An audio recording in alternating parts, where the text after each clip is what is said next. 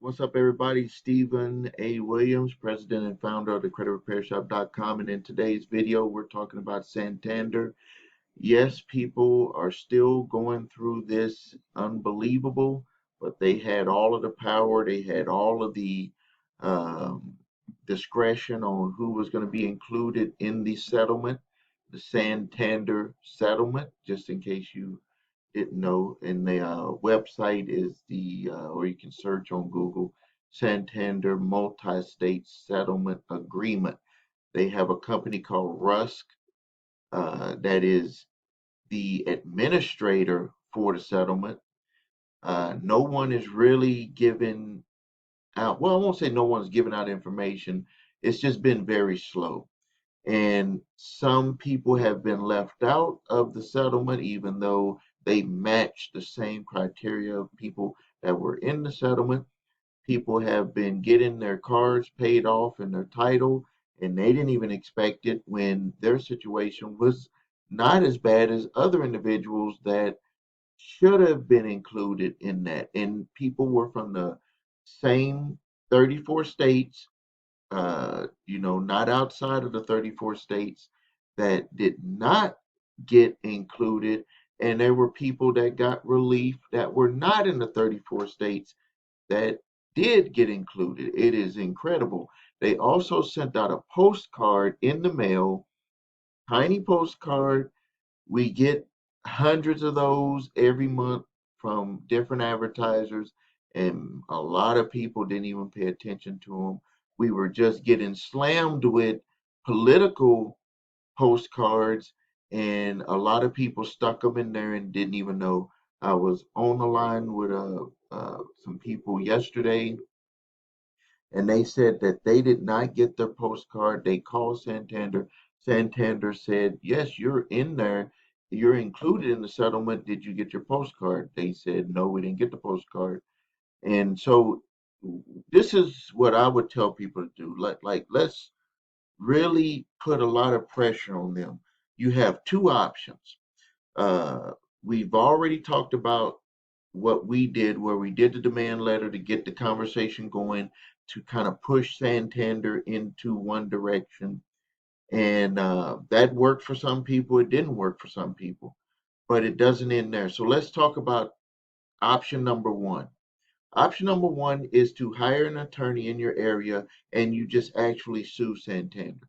That's the first option. And no, that's not going to be a guarantee.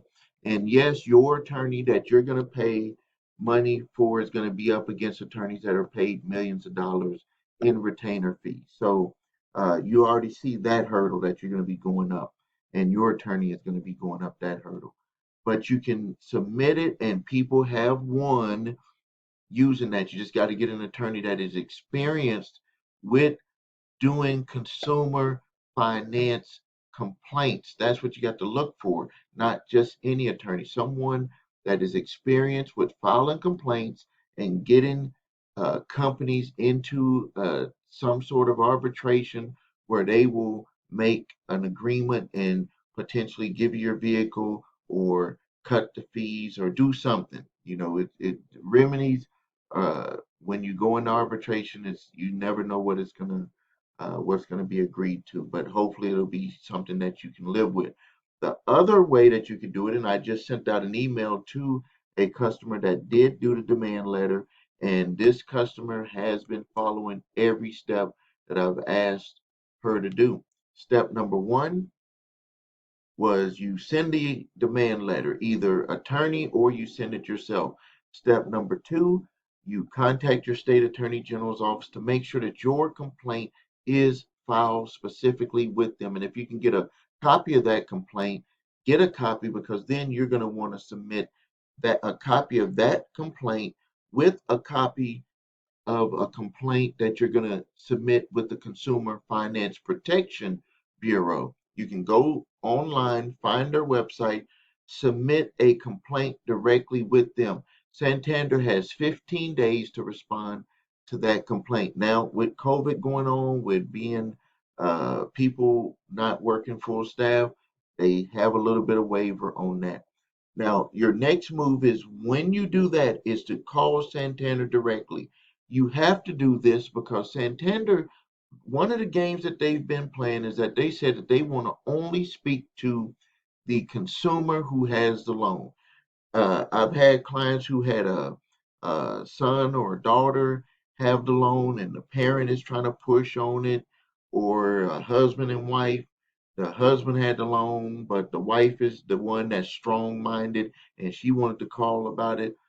You're gonna have to have that individual in there on the phone doing it because they've made it to where they don't want to talk to anyone else. They want to talk directly to the consumer that had the loan.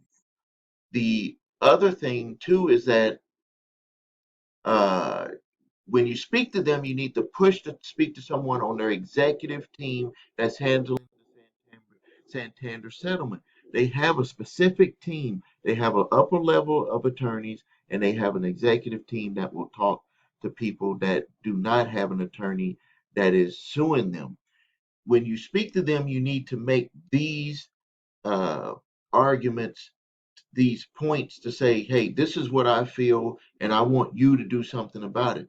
Point number one is that you were unaware that they use an internal score to approve you for the loan, that you were never notified, and that they even admitted to that in their settlement, and that you believe because you were not notified of that, you had no other options of being able to have your loan shopped with any other lenders, that you believe that you were lied to and you need to push hard on that. They've already agreed to that. If you go outside of that and try to come up with something else, it's not. It's just gonna take you into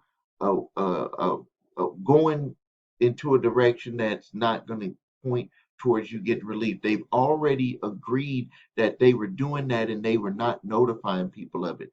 So you should push on that. The other thing is that you believe that your application could have potentially been altered by the dealer and presented to them to get approval without your knowledge. You need to push on that because that was something that they talked about in the settlement also, that dealers were altering applications when they were submitted to them.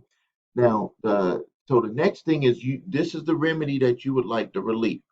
And it has worked for other customers. So don't go into this with a mindset that it ain't gonna work. Um, you can ask them to just outright, you want to get your car that you've paid enough on it. You're struggling and you've paid enough. You've paid them enough. You've paid for the car over and over and over again. You've just been straight up paying interest. They've been paid, and you would like to get your car and get your title. If they won't pull on that, the next uh, thing to ask for is you would like to renegotiate to get a lower interest rate, 4 to 6%, a reasonable interest rate, not this 24 and 30% interest rate where you'll never be able to pay out the car. The next thing is you want, if you have money set aside and a customer was able to get this accomplished, she owed $13,000. She ended up settling, doing a discounted settlement for $1,300, one-time payment. She got the title. Everything was signed, sealed, and delivered. This is what you have to do because they are playing a game, and only the people that are going to fight and argue is going to get something done. And also remember, they had a certain amount of money that they agreed to in the settlement. And once they go over that, it doesn't matter if you qualify or not, you are not going to get any relief. So you might as well get on the phone and start fighting and arguing and don't let it go. Just keep pushing them.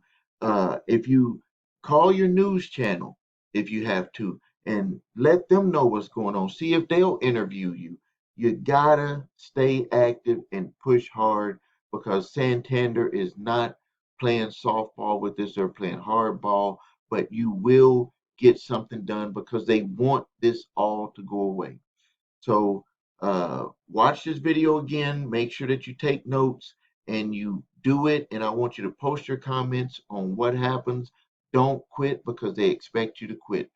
All right. This is Stephen Williams, president and founder of the creditrepairshop.com. Thank you. And until next time.